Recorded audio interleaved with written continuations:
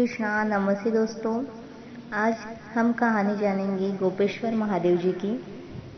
तो कहानी शुरू करते हैं। हमने महादेव, शिव शंकर, भोले भंडारी के विषय में बहुत सी कहानियाँ सुनी हैं। कभी उनके तांडव से उत्पन्न काल भैरव की, कभी उनके विष पीने की, कभी कामदेव को भस्म करने की आदि।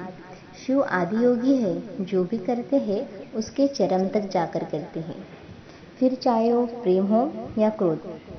परंतु क्या आपने कभी उनकी गोपी बनने की कहानी सुनी है? आखिर ऐसा क्या हुआ होगा जिसके कारण भगवान शिव को नारी का अवतार लेना पड़ा? आइए जानते हैं भगवान शिव की गोपी रूप के बारे में। एक बार भगवान शिव कैलाश पर्वत पर ध्यान में मग्न थे। ध्यान में उन्हें परम आनंद की प्राप्ति हो रही थी। तभी उनके कानों में अचानक बंसी की मधुर ध्वनि सुनाई दी।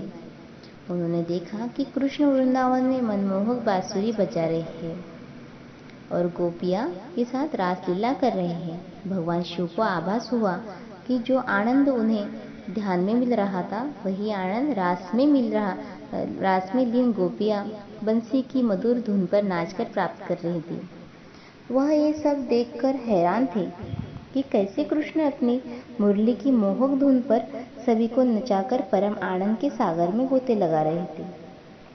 अब शिव जी से रहा नहीं जा रहा था। वे वहां रासलीला देखने चाहते थे, इसीलिए तुरंत ध्यान से उठे और वृंदावन जाने के लिए निकल पड़े। उनकी रासलीला देखने की जिज्ञासा शांति नहीं हो रही थी। लेकिन जैसे ही वह प्रवेश करने वाले थे, रास्ते में ही नदी की देवी रुन देवी बीच में आ गई। रुन देवी ने उन्हें रोकते हुए कहा कि उस स्थान पर नहीं जा सकते। ऐसे पर शिव जी को बहुत आश्चर्य हुआ। उन्होंने हंसते हुए पूछा, क्यों? मैं वहां क्यों नहीं जा सकता भला? देवी ने बताया, क्योंकि वहां कृष्ण रासलीला कर रहे हैं। कृष्ण ने के अलावा वहां कोई अन्य पुरुष नहीं जा सकता। अगर आप वहां जाना चाहते हैं तो आपको नारी रूप लेना पड़ेगा। भगवान शिव के लिए एक विचित्र स्थिति थी, क्योंकि जो भगवान शिव पुरुषों का प्रतीक है, वह एक नारी का रूप कैसे ले सकते हैं भला? वह एक योगी है, अघोरी की तरह रहते हैं। अब ऐसे में शिव जी क्या करें? उनके सामने बड़ी दुविधा खड़ी हो गई कि वह महिला के रूप में कैसे आए। वह दूसरी ओर धीरे धीरे रास अपने चरम पर पहुंच रहा था तथा भगवान शिव और अधिक प्रतीक्षा नहीं कर पा रहे थे। किंतु रुन देवी उन्हें जाने नहीं दे रही थी। उन्होंने कहा, कई कहानियों में रुन देवी की जगह ललिता देवी की भी उल्लेख किया जाता है। उन्होंने कहा, आप वह इस प्रकार नहीं जा सकते। कम से कम आपको गोपी के वस्त्र तो धारण करने ही पड़ेंगे। यदि आपने गोपी का वेश धारण कर लिया तो मैं आपको सम्मान पूर्वक जाने दूंगी। भोले बाबा ने मानस सरोवर में डुबकी लगाई और गोपी का वेश धारण कर लिया। शिव ने अपनी आंखें चारों तरफ घुमाई। उन्हें आसपास कोई नहीं दिखाई दिया।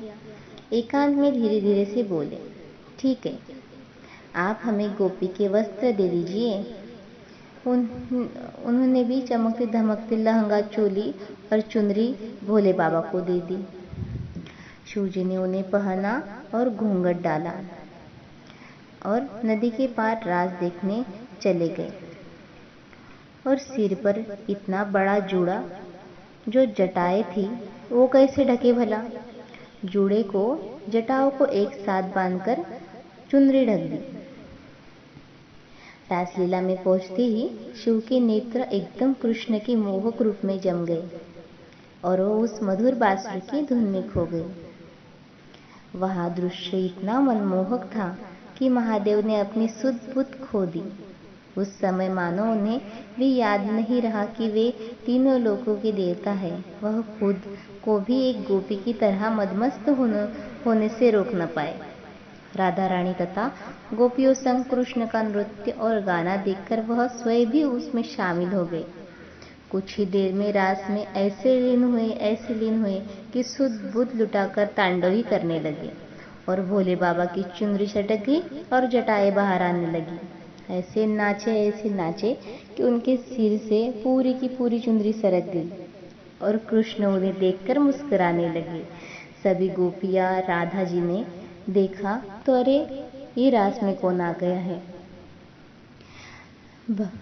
सभी गोपियों और राधा जी भोलेनाथ को देखकर डर गई थी। तब श्री कृष्ण ने सबको कहा कि यह कोई गोपी नहीं है, स्वयं शिव शंकर है। और वे महादेव से बोले कि प्रभु, आज आपने यह हमारे महाराज में आकर हमें धन्य कर दिया है। राधा जी हंसते हुए बोली, प्रभु, आपने यह गोपी का रूप क्यों धारण किया है। तब शंकर जी बोले कि इस महाराज का आनंद लेने के लिए ही मैंने ये रूप लिया है। धन्य तो मैं हुआ हूँ अद्भुत राज देखकर, और मन चाहता है कि सदा यही वास करूं। तब श्री कृष्ण जी ने उनसे कहा, अवश्य प्रभु, आज आप गोपी रूप में आए हैं, इसीलिए आज से आपको गोपेश्वर नाम से भी जाना जाएगा। उनके इसी गोपी रूप की पूजा वृंदावन में स्थित गोपेश्वर अथवा गोपीनाथ मंदिर में भी की जाती है। मान्यता है कि भगवान श्री कृष्ण ने ब्रज गोपियों के साथ वंशीवट पर चंद्रमा की धवल चांदनी में शरद पूर्णिमा के दिन महाराज किया था। तो दोस्तों, आपको मेरी कहानी कैसी लगी ये प्लीज़ कमेंट करके ज़रूर बताएं और प्लीज़ मेरे चैनल को सब्सक्राइब ज़रूर करें।